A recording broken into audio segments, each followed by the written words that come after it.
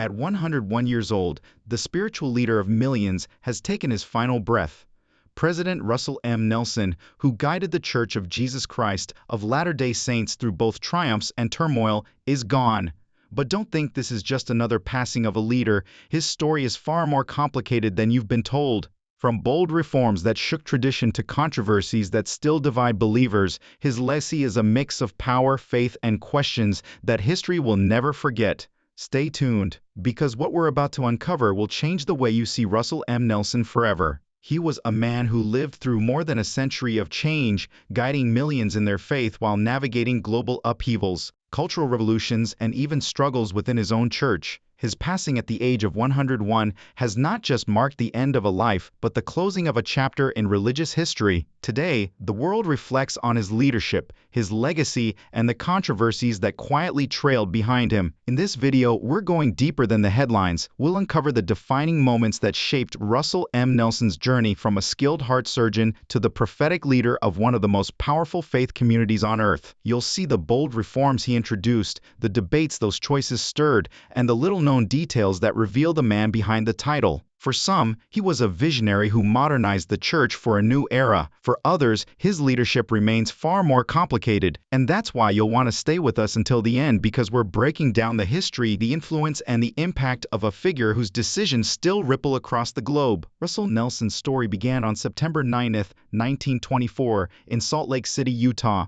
To understand the leader he became, you first have to look at the world that raised him. Growing up during the Great Depression, in a time when every penny mattered and faith became the anchor for survival, Nelson's perspective on life and leadership was forged in struggle and resilience. Russell Nelson's parents, Marion and Edna, weren't known for being deeply religious, but they passed on something far more powerful: discipline, resilience, and an unshakable drive. As a boy, Russell wasn't the kind of child who sought the spotlight. He was quiet, watchful, and determined. While other kids spent their afternoons playing outside, he was already standing out in the classroom, chasing knowledge with an intensity beyond his years. But here's the part many people overlook. Nelson's road to becoming a prophet wasn't direct. Long before he was ever recognized as a spiritual leader, he was respected in an entirely different world, the world of medicine. In fact, he wasn't just a doctor, he was a pioneer in heart surgery. At only 22 years old, he graduated from the University of Utah with a medical degree, a milestone most people don't even dream of reaching that young. And this wasn't just any field of medicine.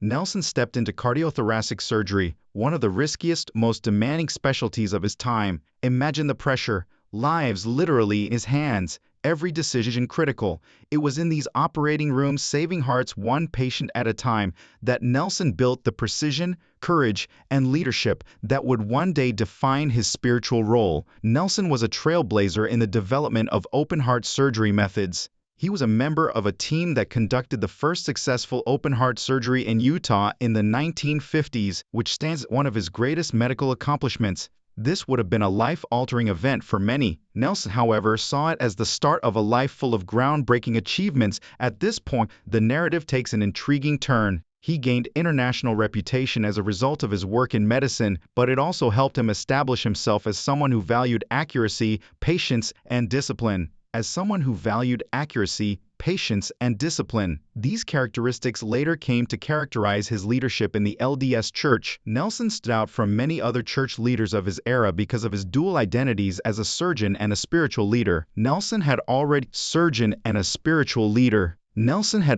demonstrated his ability to manage stress, make important choices, and come up with creative solutions when presented with obstacles. By the time he assumed full-time church leadership, he would subsequently employ these abilities to help millions of churchgoers navigate some of the most challenging and contentious changes in the history of modern Latter-day Saints. They don't want you to miss the surprising portion, though. Russell M. Nelson did not become a church leader by accident. His ascent was deliberate, well-planned, and filled with small but impactful events that suggested he was meant for something much bigger than medicine. How, then, did he become the church's president after becoming a famous surgeon? Things become much more interesting at that point. The medical career of Russell M. Nelson was remarkable. His smooth transition from the operating room to the pulpit, however, was what added even more intrigue to his path. Consider this, millions of people worldwide would entrust their hearts and souls to a guy who had been taught to practically grasp human hearts in his palms. Nelson established a distinguished medical career in the 1950s and 1960s. He was not your average surgeon, he was a trailblazer in the development of surgical methods that prevented many deaths. His contemporaries considered him a man of talent and compassion,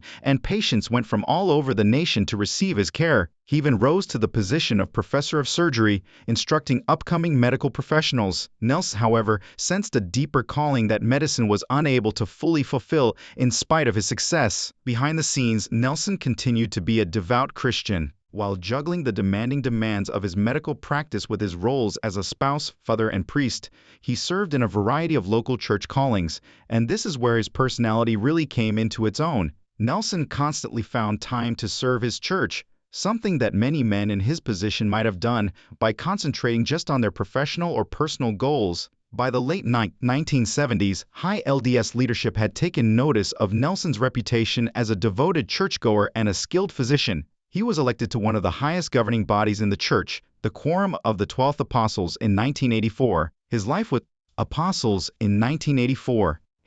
was irreversibly altered at this point. To put things in perspective, the Quorum of the 12th Apostles is more than merely a position of authority. It's a very powerful position. Apostles are seen as revelators, prophets, and seers entrusted with leading the worldwide church. It was a huge change for Nelson. From operating rooms and medical journals, he now travels the world, preaches, and serves churchgoers in numerous nations. Many initially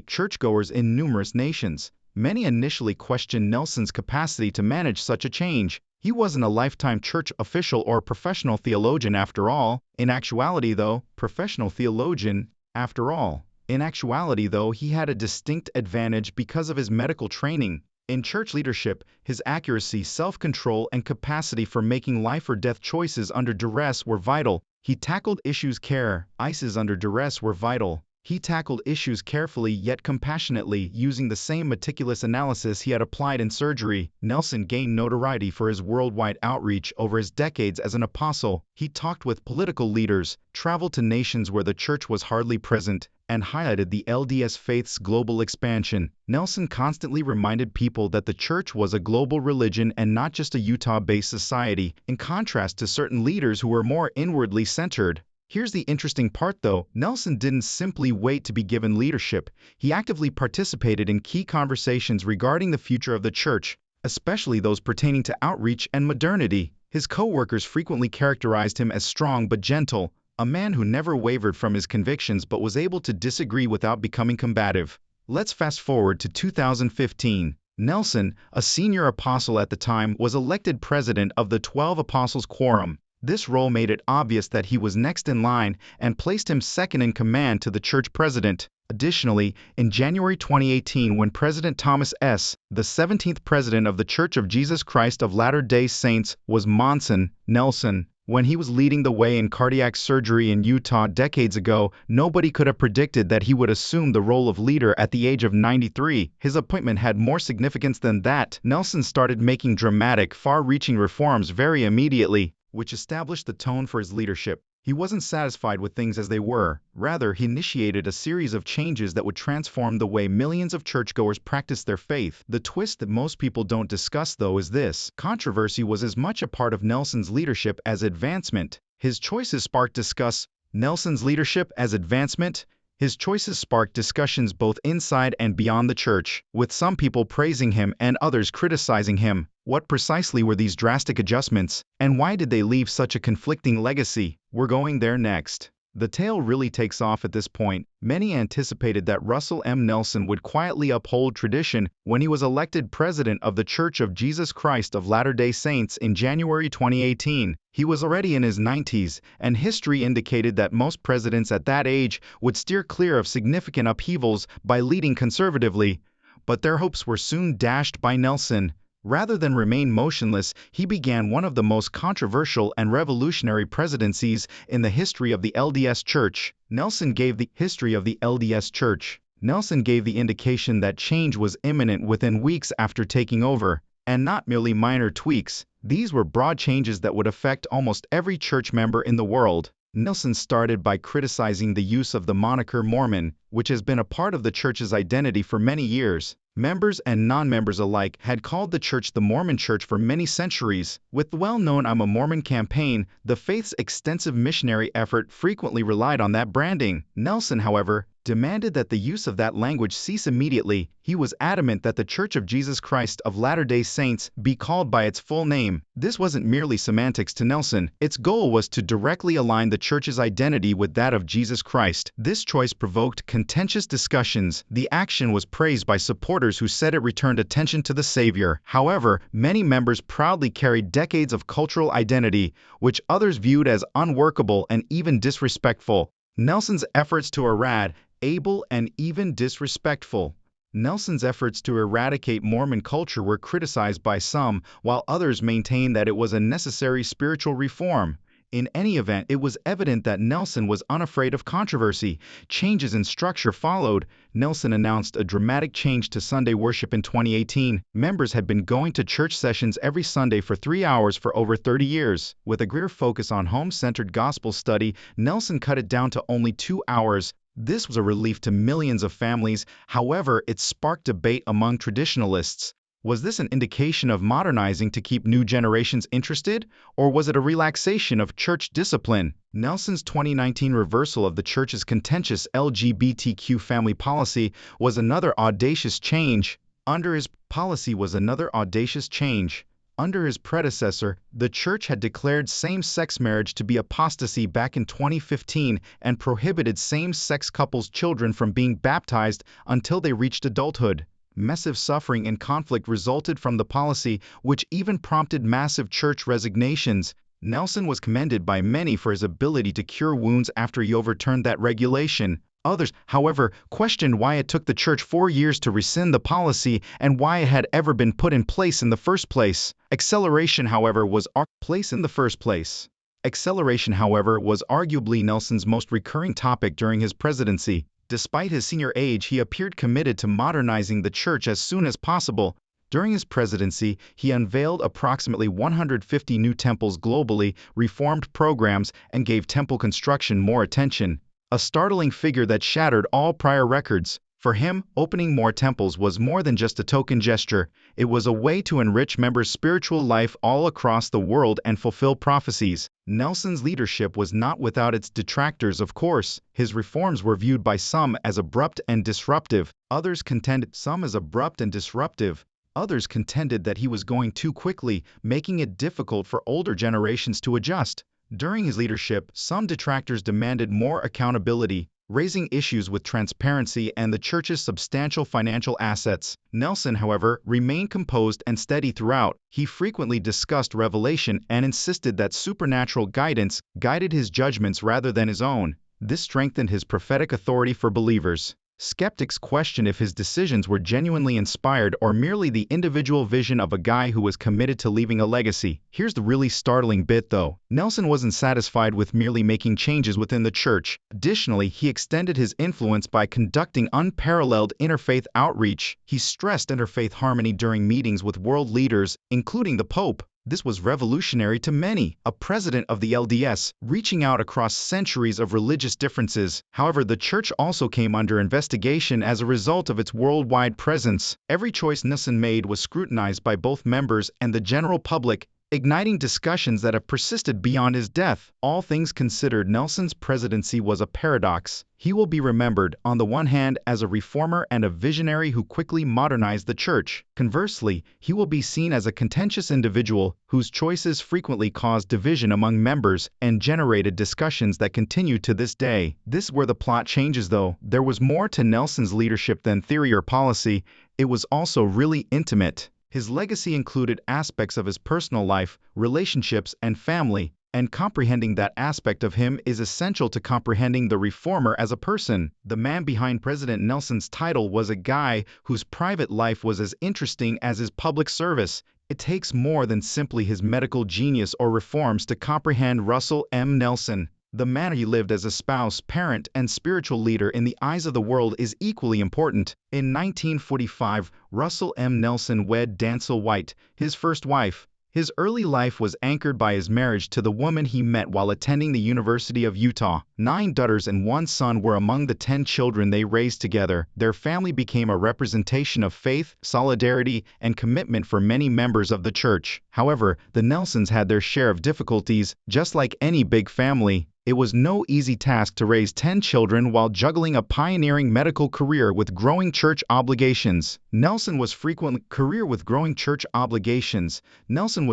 characterized by friends and co-workers as being extremely disciplined with his time and devoted to his family. He had a reputation for sticking to a strict schedule, sometimes performing late-night surgeries on patients before starting church duties early the next day. This meant that his children would grow up in a home where their father was a revered surgeon and a church leader, frequently absent but always there in spirit. Tragic events occurred in 2005 when Dancel, his wife of almost 60 years, died suddenly. Nelson was crushed by her passing. This was a time of deep personal sorrow for a guy who had devoted his life to religion and healing. Many churchgoers kept a close eye on him to see how he would respond to the tragedy. They witnessed a man who relied on his family and faith to get him through difficult times. Nelson remarried in 2006, a mere 2 years later. Wendy Watson, his second wife, taught marriage and family therapy at Brigham Young University. His marriage to Wendy was formed later in life, after Nelson had already established himself in his job and church ministry,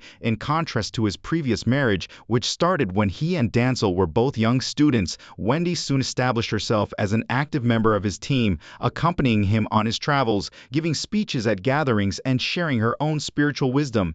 The couple symbolized a partnership based on a common faith and purpose for many churchgoers.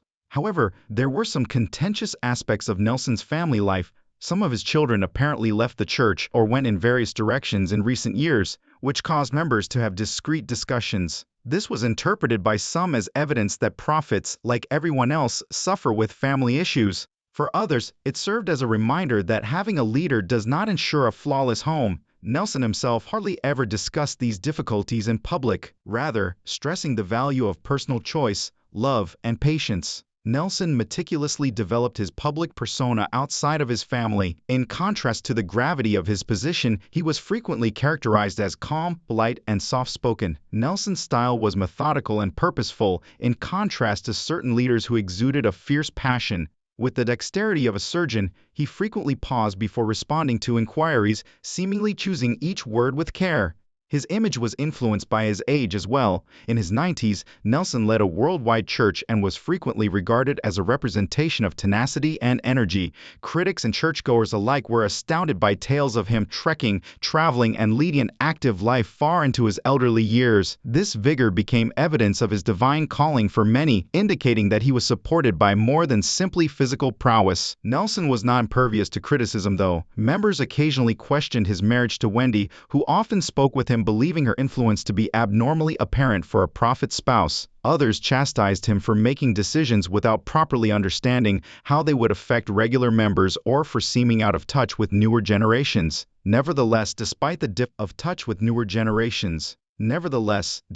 difficulties behind the scenes, his personal life frequently supported his reputation as a man who was devoted to his family and faith in spite of these critiques. But was the blending of the public and the personal that made Nelson so captivating. He was more than just a religious leader giving sermons. He was a guy who had experienced the joys and sorrows that millions of people have known: love, loss, remarriage, and raising a large family. His life narrative supported his public teachings. The members recalled his loss of Dancel when he talked about facing challenges. They considered his 10 children when he stressed the importance of family togetherness. His supporters found him accessible and inspirational since his personal life and public ministry were inextricably interwoven. However, this is when the narrative takes yet another surprising turn. Nelson's private life influenced both his church's perception of him and his international reputation. One of the reasons his influence went well beyond Latter-day Saints was his ability to combine leadership, family, and faith into a single story. This leads us to his worldwide legacy, the last chapter in his biography. Because even though Nelson is regarded by millions as a prophet, we must consider what history will eventually say about him, given his death at the age of 101. Few anticipated that Russell M. Nelson, who assumed leadership of the LDS Church at the age of 93, would have such a profound worldwide impact. However, at the time of his death at age 101, his presidency had changed the Church's role in the world, as well as its course. His legacy is multifaceted, contentious, and long-lasting, and we must examine the wide-ranging extent of his influence in order to completely comprehend it. Nelson's unwavering pursuit of global expansion is one of his most notable legacies. Nelson directed his focus outward, in contrast to many previous presidents who placed a strong emphasis on North America. He made it clear that the Church of Jesus Christ of Latter-day Saints was a worldwide faith rather than an American one. He oversaw the announcement of nearly 150 new temples in a short period of time, more than any other president in church history. Not all of these temples were located in conventional strongholds like Idaho or Utah. They were in South America, Africa, Russia, and India. Announcements from the temple changed the lives of members in these areas. To attend a temple in many locations, devoted Latter-day Saints had to save their entire lives and travel thousands of miles. By bringing these hallowed areas closer to them, Nelson's temple construction project represented both expansion and inclusivity. However, some question whether the church could actually staff so many temples at once, implying the initiative was motivated more by symbolism than by reality. Nevertheless, the effect was indisputable. Nelson had brought temple devotion to a previously unheard-of level of globalization. His legacy also include interfaith outreach. Nelson's meeting with Pope Francis at the Vatican in 2019 garnered media attention. The relationship between the LDS Church and the Catholic Church had been aloof, even tense, for decades. However, here was 94-year-old Prophet Nelson meeting with the head of the biggest Christian denomination in the world to highlight common principles like faith, family, and helping others. Many saw this encounter as the beginning of a new era of respectful communication. Nelson developed relationships with foreign political figures as well. In his meetings with heads of state aid agencies and interfaith groups, he frequently positioned the LDS Church as a player in international concerns such as refugee aid, education, and disaster relief. These initiatives improved the Church's reputation and showed that it was more than just a place of worship. It was a force for good in the world. However, there was some dispute over Nelson's legacy. Both inside and outside the church criticized him for his strong views on doctrine, especially those related to marriage and gender roles. Many younger members were turned off by his continual reaffirmation of conventional doctrines, even when he relaxed the church's policy on LGBTQ families in 2019. His improvements, according to some detractors, were superficial and intended to seem progressive while keeping conservative underpinnings. During Nelson's administration,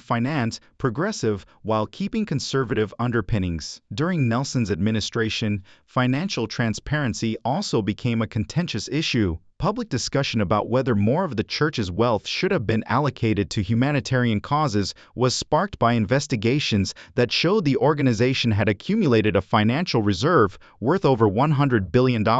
Nelson, for his part, defended the church's stewardship by highlighting its charity endeavors and long-term mission. Nevertheless, the disclosure had an impact on his leadership, as detractors pointed to it as proof of imbalance and concealment. Millions of people were nevertheless motivated by Nelson's personal example. In spite of these arguments, he was renowned for his vigor, optimism, and resolve even in his late 90s. His ability to travel abroad, give lengthy speeches, and keep up a full leadership schedule at an age when most individuals are long retired astounded the members. His reputation as a prophet, bolstered by heavenly vigor, was further cemented by stories that circulated about him hiking, playing the piano, and interacting with children at church functions. Nelson frequently talked about preparation and legacy as his latter years drew near. A key component of his teachings was his exhortation to members to allow God to rule their lives. He placed a strong emphasis on individual revelation and urged people to turn to God directly for direction rather than depending only on custom. Many felt empowered and connected to God in a very intimate way as a result of these teachings. An era came to an end when Nelson passed away at the astounding age of 101. He outlived all previous LDS presidents, and his administration had a lasting impact on the organization and its constituents. People from all over the world responded to his death.